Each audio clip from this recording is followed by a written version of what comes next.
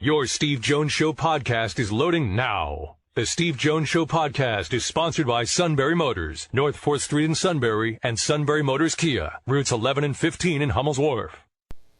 All right, so let's bring in the outstanding and a staple of this show for good reason, Neal Coolong. Sir, welcome. As always, it's a treat to be here. I hope you guys are having as lovely a day as it is here in the Twin Cities area. We are. It is gorgeous here today. Can't say enough about how great it is. The draft, of course, is coming up. I don't think anybody noticed. And today, the Lions made a trade. Jeffrey Okudah was traded to the Falcons for a fifth-round pick. He had been the third overall pick in the draft. And when he was picked, I didn't like the pick because I watched him play in person a few times. And it was like, okay, he's good, but third overall good? No. Neal, do these guys do enough looking at prospects beyond just what they see on film or in combines? It's so funny that you ask that. A colleague of mine, Doug Farrar, over at Touchdown Wire, he and I had multiple conversations about Okudah with Matt Patricia, who was in charge of the Lions when they drafted him. And it was less about where they took him and more about how they were going to use him. And they used him in almost the mirror opposite fashion of what you would think Okudah's best game would be. Yeah, it really, his highest and best was not playing that up-front, aggressive, pure press man coverage, which is what they wanted him to do. And he barely played that in college. It wasn't really the skill set that you saw looking.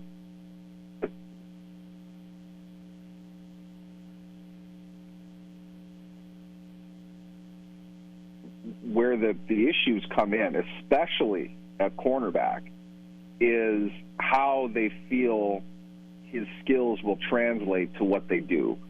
And more simply put, it really comes down to, do you fit the scheme to the player or to the scheme? How do you want to do this? Set that guy up. And Patricia clearly did not have a whole lot of success as a head coach in any measurable fashion. He wanted the scheme to be the end-all, be-all of everything. And I think that's the failure there. And, you know, corner, it's so many ways. You have to rebound better than what you were physically, but you've got to completely block that out of your mind. And when you're playing something that you're not comfortable with, it's even harder to do that over and over. Now, repeat this process over what Patricia had him for 2 years, didn't he? Or was it just one? Over that amount of time, you're going to build up a few issues. And I would imagine Detroit, looking at the contract situation that's coming up for him, and Okudah, in his representation, knowing there's a certain style that he wants to play in, kind of narrowing his market down, he'll get paid. He'll earn an extension. I could see why it wasn't going to be necessarily a great fit. It's not because of Patricia, but at the same time, it is because of Patricia that he's in Detroit to begin with, and he shouldn't have been. Whether that was 3, 9, 12, it wasn't the scheme for him. So when they get to free agency, they have a little bit more control over that. But if a highly drafted cornerback reaches free agency, something bad happens.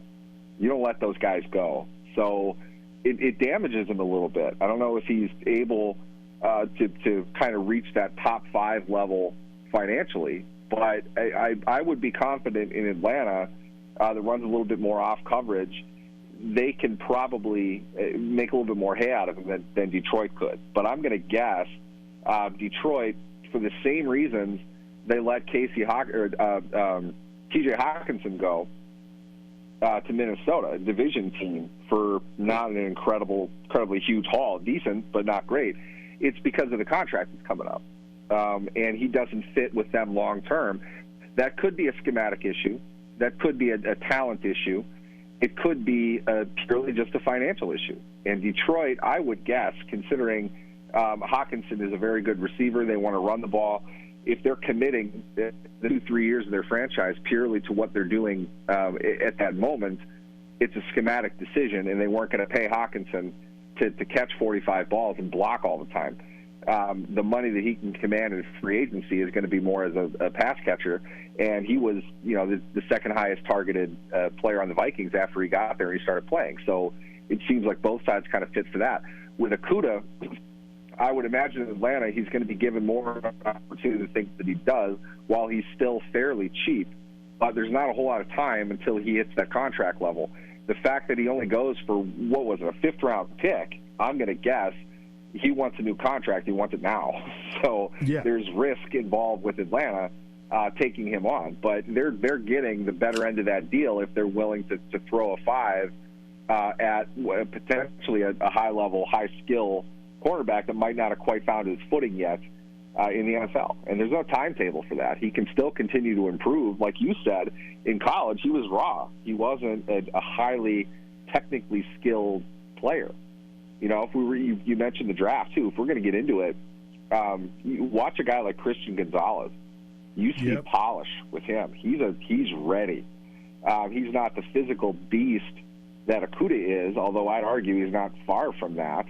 But he's got a lot more polish. He's not going to go 3 overall. So there's something to be said about the draft class that he's in. But with most cornerbacks, it really just comes down to how the team schemes them. And they don't seem to translate well with what they've watched of him in college, how they've discussed whatever with him, and how they want to use him as a pro. And I think Okudah is an excellent recent example of that problem. Well, this is a question of, here's my scheme. I don't care if you're a square peg, round hole. We're drafting you. And this is where I wonder how much guys watch games. I'm going to give you a name right now that should be watched as an offensive tackle in the NFL in the draft. Darnell Wright, now of Tennessee. Why am I mentioning Darnell Wright? He spent an entire late afternoon into the early evening one-on-one with Will Anderson, who, by the way, I think is going to be an outstanding NFL player. And Will Anderson never got close to Herndon. Never got close to him. That, to me, is the kind of practical application that tells me, watch that guy. It's great that you're saying that because, one, I'll say this. Darnell Wright is the draft's best-kept secret right now, which is to say the draftniks aren't talking about him. That doesn't mean teams aren't talking about him. You're going to see him go a lot higher than people think that he will. He's multi-positional. He's the meanest potential tackle in the draft. I think he has as much talent as anybody else who's there. He's not the prototypical size, but if that's that big of a deal, you could play him at tackle or guard, and you're going to get a high-level player. I absolutely love him. I think he's a beast waiting to happen. Now, oddly enough, if you want to connect this, you know where he would be really good is Detroit. Yes, they'd absolutely love him in that scheme. Their ground game, it doesn't really matter, guard or tackle. It's a matter of their space in their area. You could get a lot out of him there. In your point about Will Anderson, Will Anderson looked like one of the Steelers' backup offense or outside linebackers. He killed him. It wasn't competitive. Yep. Clearly the better player in that matchup. And you're exactly right. Will Anderson's a great player. He's going to do things in the NFL. It just shows the value, name recognition, in some cases school recognition. He's Will Anderson. You're going to give him a pass. But when it's a guy from Tennessee that steps up and whips him pretty good, you're almost conditioned to think that it's a fluke. And I don't understand that at all. That's why at some point, oddly enough, I think it was Doug who he had a mock draft with Wright going to the Steelers at 17. I was like, I don't think he's going to go 17. In all honesty, I think he goes higher than that. You watch Skoronski play. I don't know if I see a real difference between those two. Not I saw Skoronski size play. Guys. They're both the kinds of players that you would want. I mean, they're NFL starters for sure. And at the tackle position, those guys don't go lower than 12, 13, something like that. I don't understand why Wright would not be considered that. But I would say this: if for whatever reason he's on the board at 17, I hope Steelers fans don't think that that's a reach or anything like that, because he's an excellent player. He's going to be really good. And to your point, I have no answer for that. If he would go lower than that, I'm not sure why. Maybe because they don't see a prototypical tackle. I barely even know what that means anymore. I don't think it really matters. I think in today's game, in zone offense, zone running, pass protection is in many ways a group effort, but the ground game absolutely is a group effort. Whether you're a guard or a tackle, if you can reach and extend to the second level and lead a block downfield at the second level and beyond, you have value, regardless of where you line up. There's a cost issue, and I get that, but for a team like the Steelers that just doesn't draft tackles in round one, he's the type of tackle they would definitely really enjoy having on their team, and he would justify 17 very well. He's an excellent player. I absolutely love the fact you brought him up, too. Not enough people talk about that guy. Well, again, you want to know why it wasn't a fluke with Will Anderson? Because if he had stoned him for 2 quarters and then Anderson got, 3 or 4 hurries and a couple of sacks in the second half, all right, it was a fluke. He adjusted. He shut him out time after time after time. At some point, it's not a fluke. I would take him, it's not a great tackle draft. And in all honesty, to me, the draft is about potential. It's about traits. Sure. It's about where a player is going to go. Past the elite of the elite, though, you really have to focus on what they did, who they did it against, how much can you improve whatever they're not doing well, how coachable are they. Everything that you hear about Wright is he's a road grader, he's a pure football player, he's mean, he's nasty, but he's a team leader. He's going to be out there for you fighting with everybody else. To me, he's first-round pedigree for sure, but I think he's a premium guy, and I think he showed that. Whether, trait for trait, he's no Will Anderson. We're not going to say that. But right, no, that's exactly right. Look at like Rashawn Slater, too, for example. You can't coach the size of that guy. He's absolutely enormous.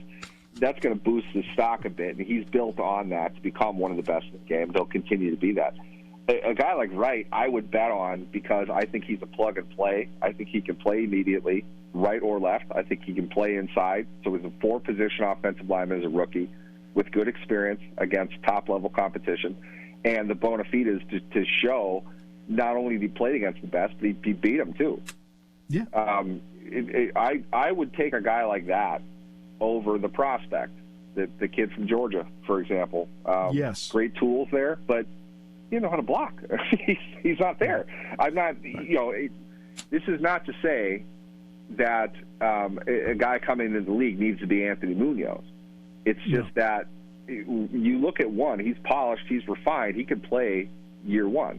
The other one, he's got some work to do on some very basic things, and that's a lot of college football today too. You have to understand that the highest of the high, the high-end 5-star guys, they're going somewhere and they're going to play immediately, and the team is going to make absolute certain that they play immediately because that's how they recruit them. You can't recruit a guy like that and say you're not going to play in year one. They want to go play because they want to go pro in 3 years. They're going to set them up for success in that regard, and you don't get to coach them on the technical stuff as much because you're setting up your scheme to focus entirely on their strengths and hide their weaknesses as much as possible. Can't do that in the NFL. So there's going to be, of the high-level prospects, there's going to be some glaring problems with a lot of them. I remember, it wasn't even all that long ago, but 10 years or so, it came out, and not that people that know weren't aware of this, but it came out, for the draft public. Nick Saban didn't teach his defensive backs backpedal. Dre Kirkpatrick was the guy that the Bengals took, I think, at like 17 overall, and he didn't play a whole lot his rookie season. And Marvin Lewis, who was the coach at the time, was asked why, and he said he doesn't know how to backpedal. Everybody freaked out about it like it was some huge thing, but it's common to know that there are those deficiencies, and it takes a little bit to learn them to the point that you can use them. George Pickens, if we want to translate this well over to the Steelers world, if you ask a Steelers fan right now, George Pickens went off for 105 catches, 1,800 yards, and 20 touchdowns last year. And he didn't get the ball enough, according to them. He didn't get the ball enough because he doesn't know how to run routes. He's not a good route runner. You can see it in his game. There are only some things that he can do. Did I not say that last year? Yeah. And at the same time, let's not fault him. He played 12 games his last 2 years of college. He got that's hurt, exactly right. issues. That's the reason. So he's a second-round pick and a first-round talent because you've got some work to do with him, and you hope he puts in the work. I think that he will. It was, never an issue of his work ethic. He'll put that in, and he'll become a better player, but he's not plug-and-play. He's not a day-one guy. Makes spectacular catches, but he's not like a nuanced, true NFL receiver yet. Shouldn't expect him to be either. That's not a problem. It's just the level of expectation that you get from fans when it comes to where guys are drafted, what their highlights look like. The fundamentals of the game need to come, because if they're not there, he's not a hard guy to stop. And let's be honest, he had to do some pretty miraculous things to come down with the ball because he was blanketed in a lot of those cases. It's not like, Kenny Pickett isn't throwing him open or anything. He has to do a lot to catch the ball because he's not that good at getting open yet. And that will come. We'll see that. But the same deal with Darnell Wright, he's at a pro level. He's a rookie. He's going to get beat, but he's much closer to his ceiling. And to me, I would think a team like the Steelers that would really appreciate having a left tackle that's actually ready to play the pro game, that would be of high value to them. If he's there at 17, I really could see him being their guy. If he's not, then there are plenty of people that know a lot more than I do. But I don't get it. They would be very happy to have him at 17. But you know what is interesting that a lot of people don't realize? There are some NFL coaches and GMs that will call a college coach and say, hey, can we talk? And there are some teams that don't. Yeah. And that baffles me beyond words. Why you don't call the college coach? Because, look, they're all like, look, you can have honest coach conversations about what a guy can and can't do. Okay? And a lot of NFL teams don't do that. And people assume they do, and there's, I'd say, half to two-thirds do and a third don't. And you can guess which third doesn't. Yep. Most of it is hubris. And from what I've heard, it's younger coaches that don't want outside interference. They don't want the opinions of other people that might be slanted or jaded. Okay, I don't, first off, you use the word opinion, which is really what this is all about. It's ultimately a subjective pursuit. You can't get past that. If that's going to be your stance, then everything you do only comes down to you. That's not good decision-making. You don't want to fall into that trap. At the same time, though, and this kind of goes into the conversations that we had about interviewing at the Combine. If you can't find people that can just ask normal questions and determine realistic answers from somebody, you've got the wrong people doing it. It's not the process. It's who you're putting into that room. How could one football coach not call another football coach after having reviewed a player and asked them a few questions and determine pretty quickly how genuine they're being with their responses? I can't see how that's even possible. If you're covering up for your guy, any NFL coach should know that within 15, 20 seconds. You'll know pretty quickly. Time is valuable, I get that, but at the same time, you've got to go through the process. You have to go through those things because the coach at the end of the day is the one that's going to know the kid better than anybody else as a person and as a competitor. What I hear most of the time is the coaches call the college coaches that they know. And it's like, that's, if you want to talk about bias and subjectivity, it's even worse when you're talking about it from that end. I don't know, if it was me, I have no problem calling the coach up and just asking what they think. Get some background. If for no other reason, just confirm or deny what I think I know from watching and from what I've talked to the kid about. I don't know why they wouldn't do that. Again, what you and I just talked about, I'm going to venture the vast majority of people listening didn't realize. And there's so much stuff that's inside baseball that I think would surprise people, and that's one of them. So I'll leave it at that. I'd put that high on the list. What seems incredibly complicated is usually very simple at that level, and a lot of the very basic common sense stuff for us is not a standard operating procedure at the NFL level. And you honestly don't know why sometimes. And, it's an insulated world, and they all kind of come from some connection to everybody else, and they all kind of learn one way. It doesn't look like that would be all that efficient from the outside, and maybe it's not. But the big thing is a lot of them don't trust outside influence. They don't trust non-football people to talk about common sense stuff. And, the results on that are mixed at best. Interesting conversation. Neal and I never plan out where we're going with this, and it ends up really great every week. So, Neal, my friend, we'll talk next week. Thanks so much. Absolutely. Always a pleasure. Thanks for having me.